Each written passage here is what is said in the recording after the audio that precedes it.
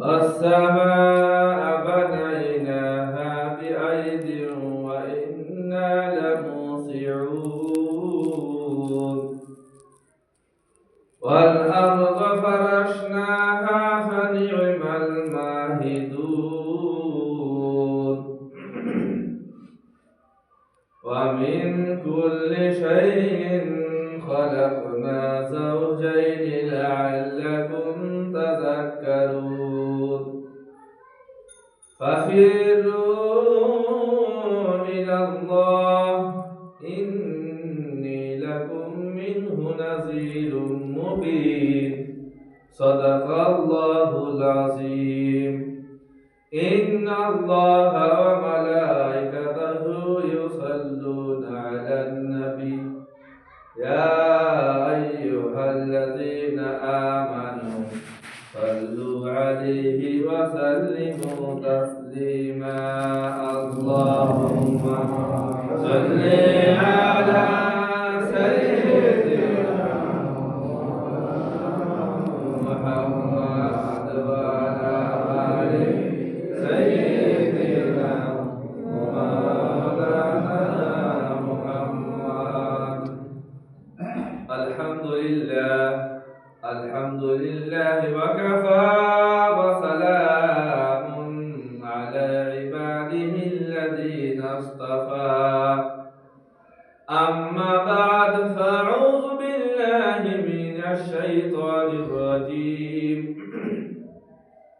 بسم الله الرحمن الرحيم يا أيها الذين آمنوا توبوا إلى الله توبة نصوحا صدق الله العظيم وصدق رسوله النبي الكريم ونحن على ذلك لمن الشاهدين والشاكرين والحمد لله رب العالمين যাবতীয় প্রশংসা মহান আল্লাহ তাবারক ওয়া তাআলার জন্য, যিনি এক অদ্বিতীয়, যিনি অক্ষয় অভয় অবিনশ্বর অনন্ত অসীম। যিনার উপর উচ্চ স্বরে ভক্তি ভরে শুকরিয়া আদায় করি, বলুন আল্লাহুম্মা আমিন। তারপরে পরে অসংখ্য ধারা দরুদ নাজরানা প্রবাহিত হোক, যিনি আপনার আমার নবী আমিনার লাল মুরুদ দুলাল তাজদারি মদিনা আহমদি মুজতাবা মুহাম্মদ রাসূলুল্লাহ সাল্লাল্লাহু আলাইহি ওয়াসাল্লামের উপর হাজার হাজার দুরূদ ও সালাম বর্ষিত হোক, নাযিল হোক, আল্লাহুম্মা আমিন। মুআজ্জাজ সামিঈন কিরাম, আল্লাহ তাআলার অশেষ অশেষ রহমত যে আহলে সুন্নাত ওয়াল জামাতের মধ্যে আমরা হয়ে মসজিদে ইবাদত করার জন্য এসেছি, আল্লাহ তাআলা কবুল করুক, আল্লাহুম্মা আমিন। মুআজ্জাজ সামিঈন কিরাম, আমাদের মাশারের মধ্যে, আমাদের সোসাইটির মধ্যে যে কিছু হাফিজ আলিম আছে যে সত্যি করা যায় না, যে লোকটা আমাদের মতো ক্যাটাগরি, আমাদের মতো নামাজ পড়ে, আমাদের মতো কোরআন তেলাওয়াত, আমাদের মতো হাফিজ, কিন্তু বড় আফসোস লাগে ওই জায়গায় যে ধোকা দিয়ে চলে যায়। আর আমাদের যখন কেউ সাপোর্ট করে, আমাদের লোক যখন কেউ সাপোর্ট করে, আল্লাহ নবী সাল্লাল্লাহু আলাইহি ওয়াসাল্লাম বলেছেন 1400 বছর আগে ওই ব্যক্তি যে মুখোশ পরে পাবলিকের কাছে ধরা দিবে না, কাফের তো ধরা দিচ্ছিল যে বুত পূজা করে, ইহুদিরা ধরা দিচ্ছিল বুত পূজা করে দেখতে পাওয়া যায়, কিন্তু যে টুপি পরে আপনাকে ধোকা দিবে, যে পাঞ্জাবি পরে ধোকা দিবে, হাফিজ হওয়ার পরেও ধোকা দিবে।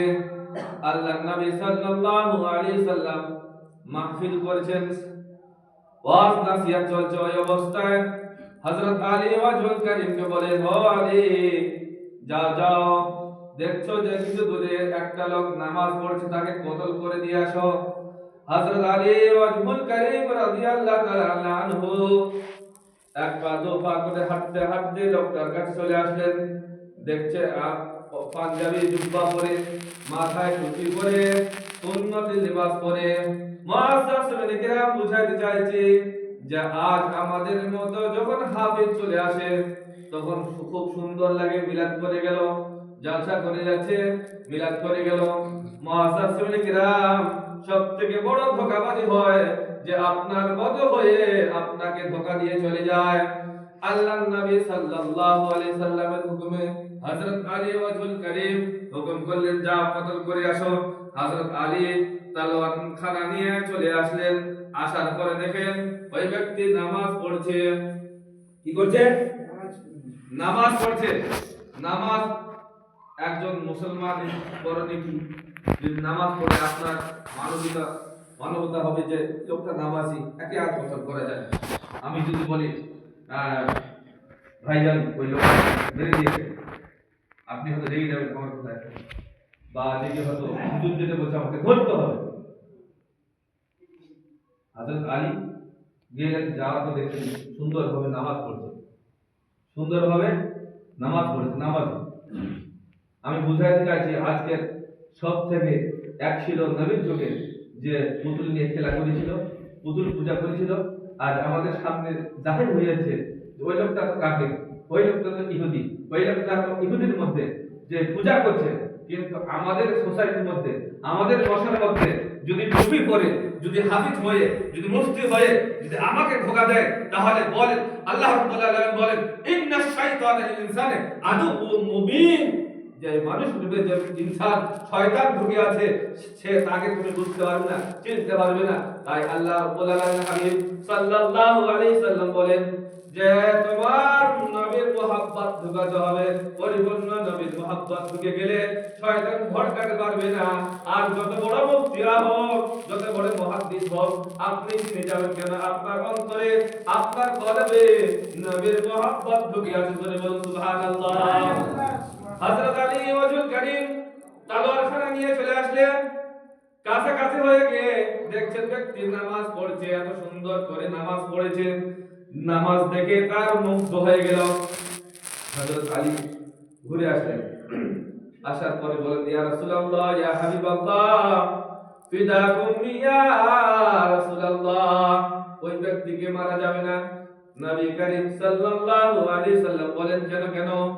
হযরত আলী ওয়াজহুল কারীম বলেন ইয়া রাসূলুল্লাহ, ইয়া হাবিবাল্লাহ, আমি দেখলাম ওই ব্যক্তি জুব্বা পরে আসে, তার মাথায় টুপি পরে রয়েছে, তার সে ব্যক্তি নামাজের মধ্যে রয়েছে, তাকে আমি কিভাবে মারতে পারি?